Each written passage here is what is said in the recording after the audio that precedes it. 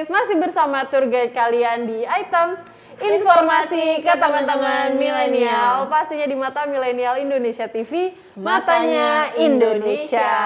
Dan kita masih akan membahas apa aja sih yang menarik tentang Mesir gitu ya. Betul banget. Lagi-lagi kalau misalnya kita ngebahas tentang suatu negara, kita juga harus tahu hidangan-hidangan khasnya. Jangan sampai nih ya kalian datang ke suatu negara udah jauh-jauh mahal-mahal, makannya malah fast food lagi. Iya, Makanan sayang banget sih. yang ada di Indonesia. Jadi harus cicip-cicip juga nih, Ta. Mungkin boleh bawa makanan instan dari Indonesia ya, karena kan lidah Indonesia ini suka kangen ya. Iya. Tapi kalian juga harus mencicipi makanan di sana.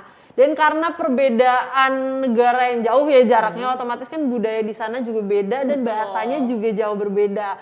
Makanya kita akan mengenalkan beberapa makanan supaya ketika kalian mengunjungi, kalian udah tahu itu makanannya apa. Jangan sampai dikasih menu malah bengong kan, itu Iya. sering terjadi tuh. Harus riset dulu ya di Betul item sini. banget. Untuk makanan pertama ada kushari. Sajian tradisional khas Mesir ini terdiri dari campuran nasi, pasta, saus tomat, bawang, kacang, buncis, dan juga bawang putih. Hidangan kushari ini memiliki rasa dan tekstur yang sangat nikmat dan juga sering disajikan menu sarapan bagi masyarakat Mesir. Kok aku ngebayangnya nih agak mirip-mirip, mungkin konsepnya kayak nasi uduk gitu kali ya. Oke. Banyak side dish-nya, terus ini juga banyak kacang-kacangannya, dan pastinya ini adalah salah satu jenis sarapan paling terkenal Betul sama banget. kayak nasi uduk. gitu. Apalagi kalau misalnya kita mau jalan-jalan seharian di Mesir kan Kak, jadi butuh energi yang full, 10 out of 10 gitu. Jadi ini Betul. cocok banget buat menu sarapan kalian. Tapi setelah kalian makan kushari nih ya, ada satu menu lain juga yang kalian harus cicipin kalau lagi di Mesir, yaitu yang namanya takmeya. Ini adalah salah satu makanan favorit dari penduduk Mesir juga, dari kacang fava namanya. Nah, takmeya ini sering dihidangkan sebagai menu sarapan juga untuk menambahkan cita rasa. Biasanya ini makanan ini disajikan dengan saus dan juga sayuran yang segar. Wah, lapar banget nih kayaknya. Kalau tadi kita udah membahas menu sarapan, kita akan lanjut ke menu makan siang. Selanjutnya ada mulukia. Mulukia ini dibuat dari campuran daun remi, bawang putih, dan juga daun ketumbar yang dihaluskan.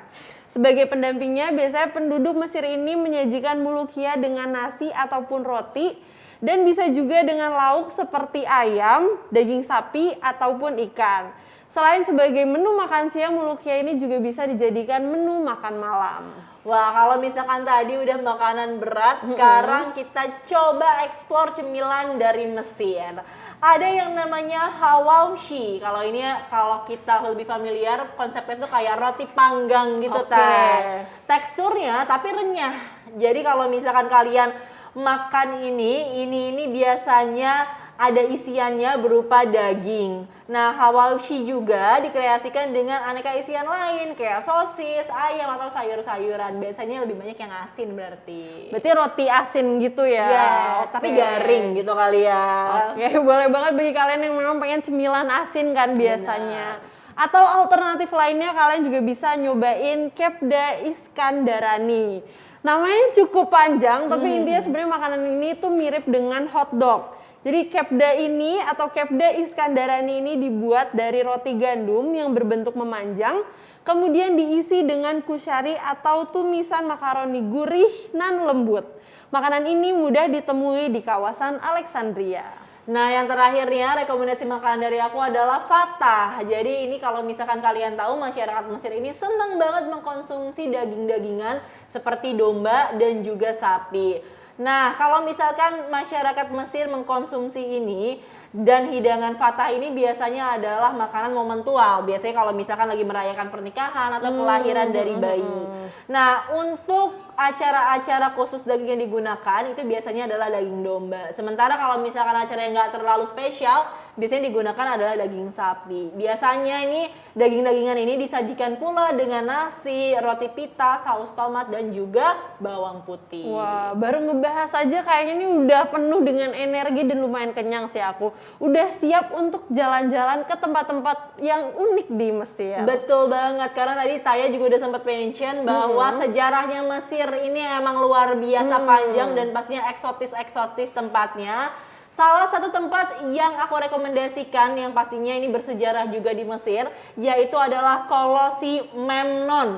Ini adalah bangunan yang dibuat dari balok batu pasir kuarsit yang beratnya ini nggak main-main, mencapai 1000 ton.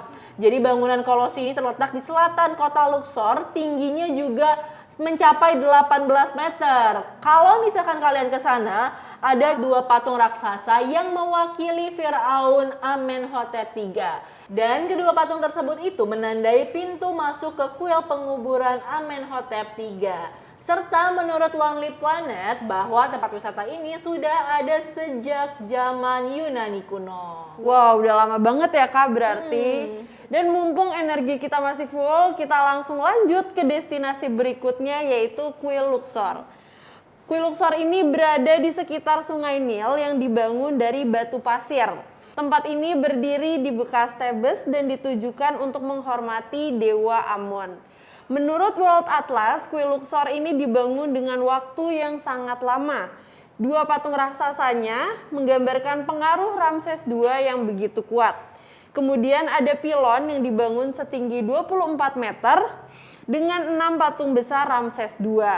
Di luar pelataran kuil dibangun juga Colonnade Amenhotep III, yaitu pintu masuk untuk kuil Amon. Nah, selanjutnya ini masih berhubungan dengan kuil, yaitu Kuil Edfu. Jadi letaknya ini ada di bukit dekat dengan Sungai Nil. Kuil ini didedikasikan untuk menghormati Dewa Horus. Di Mesir sendiri, Kuil Edfu ini menjadi monumen keagamaan terbesar kedua dengan luasnya yang mencapai hingga 140 meter. Patung Horus the Hawk merupakan arsitektur yang memperindah kuil ini. Relief pada Kuil Edfu sendiri ini membantu banget para arkeolog untuk menemukan pengetahuan sejarah mengenai Mesir kuno. Selain itu, arsitektur dan juga seni periode Ptolemaic terlihat lebih dominan menghiasi setiap sudut dari Kuil Edfu. Oke, selanjutnya masih membahas kuil juga karena taunya kuil di Mesir ini banyak banget dan semuanya menarik, yaitu Kuil Abu Simbel. Terletak di tepi Danau Nasser, Mesir Selatan, bangunan megah ini didirikan saat pemerintahan Firaun Ramses II untuk menghormati Dewa Tah, Amun, Hathor, dan Ra-Horakarti. Bagian dalam kuil menampilkan 3 aula setinggi 56 meter yang menambah kemegahan dari kuil ini. Kemudian kuil Abu Simbel ini juga dilindungi oleh UNESCO dan dijadikan sebagai situs warisan dunia. Dan yang terakhir di segmen kali ini adalah Siwa Oasis.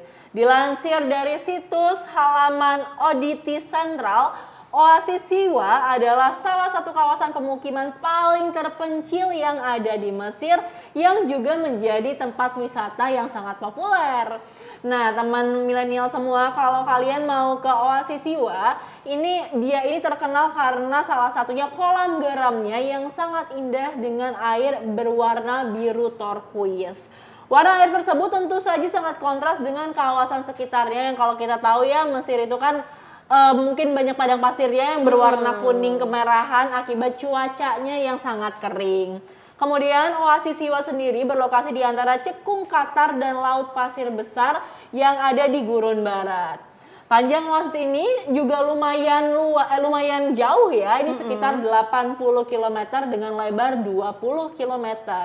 Untuk masyarakat yang berdomisili di sekitar Siwa sendiri, kandungan garam di lokasi ini dianggap sebagai berkat, tapi juga dianggap sebagai sebuah kutukan.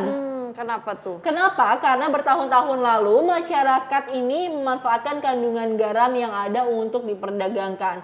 Dan saking tingginya kadar garam yang ada di Oasis Siwa ini, tidak ada satupun bentuk kehidupan laut yang ada dan bisa bertahan di dalam oasisnya. Oh, berarti bisa dibilang plus minus ya. Sebuah kelebihan pasti ada kekurangannya juga. Dan tadi karena kakak bilang ini terpencil, berarti agak sulit diakses nih kayaknya, atau butuh waktu yang lama kayaknya untuk ke situ. Bener banget pastinya, tapi mungkin karena tadi keindahannya itu ya warna biru turquoise dan juga sangat kontras. Mungkin ini kalau misalkan kalian emang benar-benar mau ke sana, pemandangannya akan membayar rasa capek dan juga tenaga yang harus kalian keluarkan nih. Iya, tapi memang kalau membahas soal Mesir, destinasi bersejarah itu favorit aku. Karena kan pasti bangunannya, terus habis itu arsitekturnya pasti masih terjaga banget. Dan kita kan nggak familiar kan Kak dengan budaya di sana, jadi pasti bagus banget buat foto gitu. Betul banget, selain buat foto mungkin kita juga bisa jadi Belajar. kenal nih sama budaya-budayanya. Tapi meskipun tadi Taya bilang tempat-tempat bersejarah itu paling menarik perhatian kamu, tapi kita juga punya banyak banget rekomendasi tempat pariwisata lain yang ada di Mesir. Pastinya kita akan bahas di segmen selanjutnya. Tetap pastikan kalian bersama tour guide kesayangan kalian semua di Items Informasi ke teman-teman milenial.